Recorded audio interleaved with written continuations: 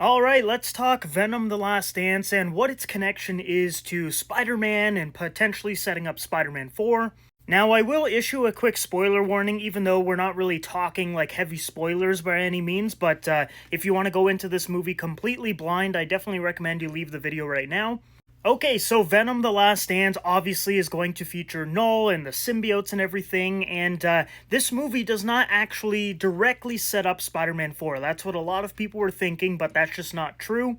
The director for Venom 3 did say that Null is not going to be a one-and-done villain, so he will be popping up in future projects, so he definitely could in Spider-Man 4, but this movie specifically does not set up that appearance. We also know that Spider-Man 4 is currently being heavily worked on right now, and what they're trying to do is just really figure out what this movie is going to be, where it's going to fit in the timeline, and what exactly they're going to do.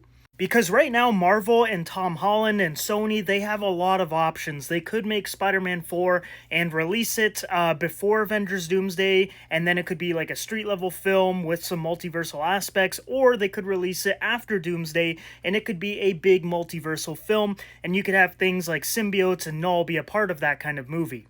And it doesn't look like they've locked in on a script that they want to go with right now, because Tom Holland was just on the Rich Roll podcast and he was saying like, I've read a script, it was a draft, and he said he was very excited by it, but they don't have one locked in. That's the problem. So no, Venom 3 does not directly set up Spider-Man 4 because Spider-Man 4 has not been locked in with a story yet.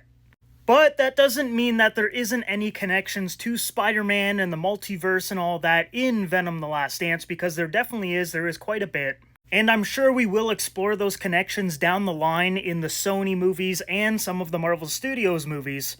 But there's not anything like directly tying into the MCU by any means like that. Like, it's all pretty vague, and Marvel Studios can kind of pick and choose if they do want to have connections to this movie, specifically Venom, the symbiotes, and Null.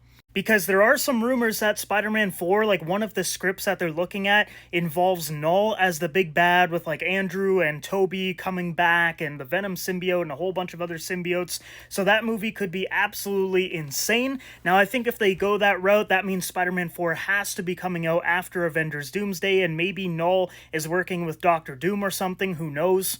But yeah, guys, there you have it. There is several connections to Spider-Man and the Spider-Verse and everything in Venom the Last Dance, but there's nothing directly teased and directly connected. Even the post-credit scenes, they don't directly set up Spider-Man 4 or anything like that either. A lot of people were thinking that the post-credit scene was going to be like Tom Holland Spider-Man walks into the frame and, meets Venom or whatever, which is not the case. There is some cool connections, don't get me wrong, but it's just not going to directly set up Spider-Man 4.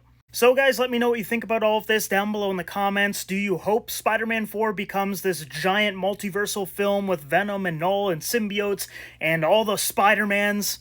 Or do you want Spider-Man 4 to not involve Null or anything like that? Do you want Null to maybe be saved as like a big multiversal threat where the Spider-Verse movies can maybe connect with the live-action Spider-Mans and then they can go against Null or something? Let me know if that's what you want down below.